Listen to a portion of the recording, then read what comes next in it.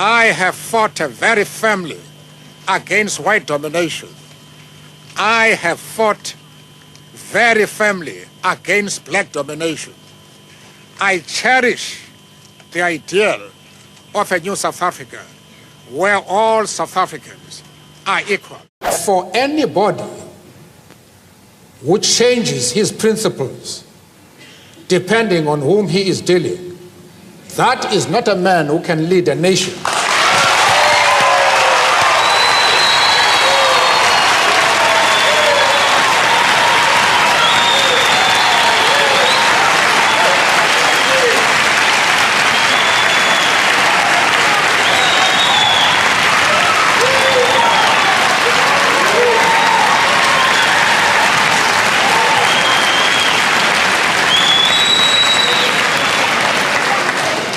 Apparently,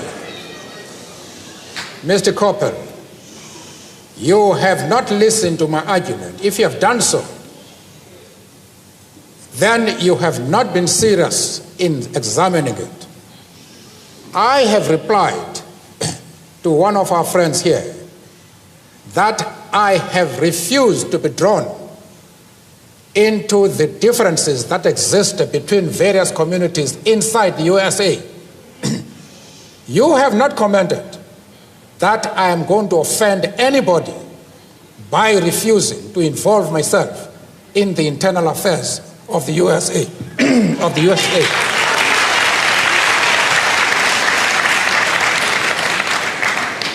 Why are you so keen that I should involve myself in the internal affairs of Cuba and Libya? No. I expect you to be consistent.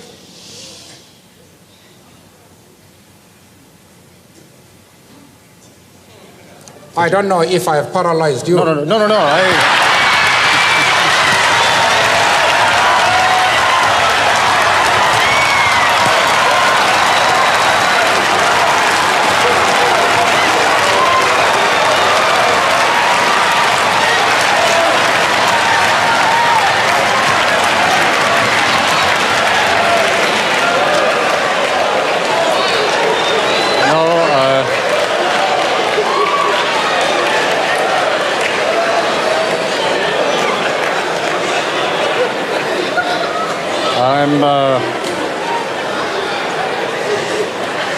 I'm afraid, Mr. Mandela, that paralysis does not set in quite that easily in my case.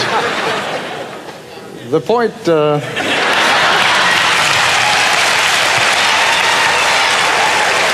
When I found some place in my country and a lady answered the telephone, I then asked, "To whom am I speaking?" She said, "You're speaking to me." I said, "Well, lady, I know I'm speaking to you, but what's your name?" She said, "Who are you to ask for my name? What's your name?" I say, "Well, lady, as soon as you tell me your name, I'll tell you mine." But as we argued as to who should tell his or her name, she became very cross. And she said, "You seem to be a backward person. Have you passed your matric?" Now, matric in our country is a university entry examination. And I said, "Well, lady, you must be very careful. Because if the qualification to speak to you is the possession of a matric certificate, I might work hard and pass my matric and be in the same class as you are." That was treason. She said, "You will never be in my class," and banged the telephone. How I wish she were here today.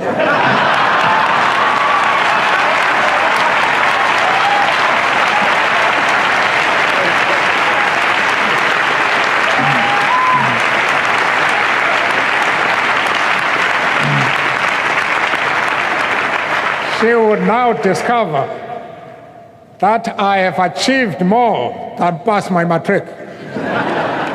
The very right to be human is denied every day to hundreds of millions of people as a result of poverty and the unavailability of basic necessities such as food, jobs, water and shelter, education, health care, and a healthy environment. As I sit in Kuno, my village, and grow as ancient as its hills, I will continue to entertain the hope that there has emerged a cadre of leaders in my own country and region, on my continent, and in the world, which will not allow that any should be denied their freedom, as we were, that any should be turned into refugees, as we were, that any should be condemned to go hungry, as we were, that any should be stripped of their human dignity, as we were. The time for the healing of the wounds has come. The moment to bridge the chasms that divide us has come. The time to build is upon us. We have at last achieved our political emancipation. We pledge ourselves to liberate all our people from the continuing bondage of poverty, deprivation, suffering, gender, and other discrimination. We commit ourselves to the construction of a complete, just, and lasting peace. We understand it still that there is no easy road to freedom. We know it well that none of us acting alone can achieve success. We must therefore act together as a united people for national reconciliation, for nation building, for the birth of a new world. Let there be justice for all. Let there be peace for all. The sun shall never set on so glorious a human achievement. Let freedom reign. Then you were convicted in 1964 for conspiracy against the state. And when you pleaded, you said that I am willing to die for this cause. This is a very tough thing to say. Yes, I had to say that, not from a spirit of bravado, but because I genuinely felt that they were going to hang us. And it is the desire of every freedom fighter to disappear under a cloud of glory rather than that of shame. It is the task of a freedom fighter, when you see that the end of your days has come, to live a tradition of bravery, determination to face even death for your principles. And I thought about it. It was not because I was brave, but because one had a duty to perform at that moment. I have dedicated my life to this struggle of the African people. I have fought against white domination, and I have fought against black domination. I have cherished the idea of a democratic and free society in which all persons will live together in harmony and with equal opportunities.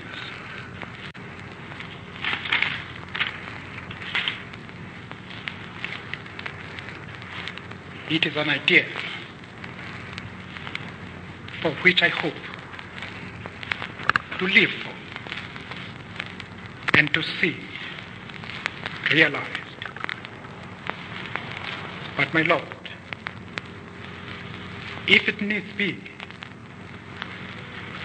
it is an ideal for which I am prepared to die. In 1993,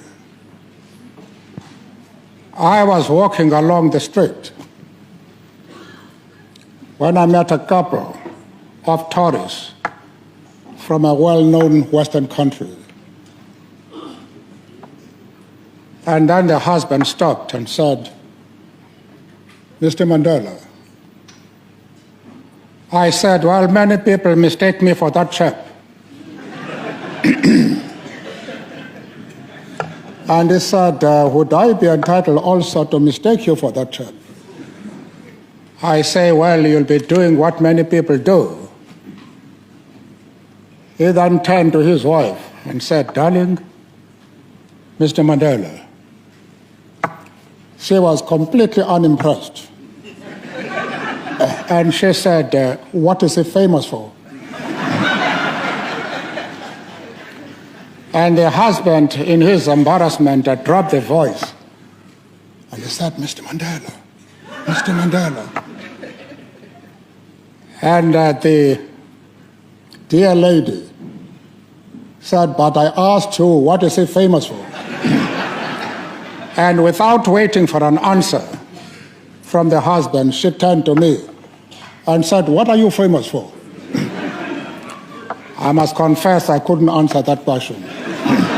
We are therefore pleased to announce that we are able once again to increase old age pensions.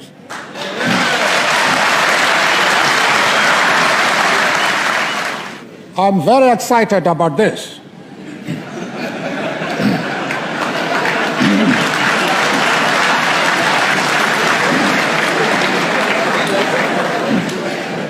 Because in Davos, in Switzerland, I told the plenary session that in a few months I'll be standing next to the road saying, "Please help, unemployed, no money, a new wife,